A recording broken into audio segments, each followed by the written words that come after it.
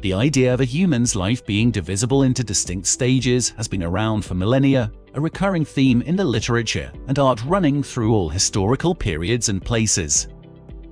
The early Greeks were particularly fond of the idea, the earliest reference being from lawmaker and poet Solon, ca.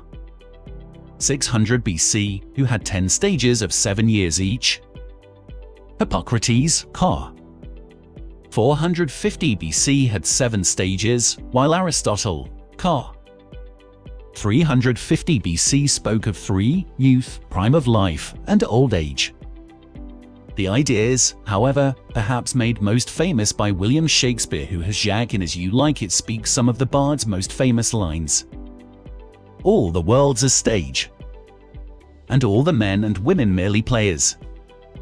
They have their exits and their entrances, and one man in his time plays many parts, his acts being 7 ages. At first the infant, mewling and puking in the nurse's arms, then the whining school, bore with his satchel, and shining morning face, creeping like a snail, unwillingly to school, and then the lover, sighing like furnace with a woeful ballad, made to his mistress' eyebrow, then a soldier, full of strange oaths and bearded like the pard, jealous in honor, sudden and quick in quarrel, seeking the bubble reputation, even in the cannon's mouth, and then the justice, in fair round belly with a good capon lind, with eyes severe and beard of formal cut, full of wise saws and modern instances.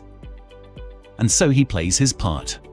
The 6th age shifts into the lean and slippered pantaloon, with spectacles on nose and pouch on side, his youthful hose well salved a world too wide for his shrunk shank and his big manly voice, turning again toward childish treble, pipes, and whistles in his sound. Last scene of all that ends this strange eventful history is second childishness and mere oblivion.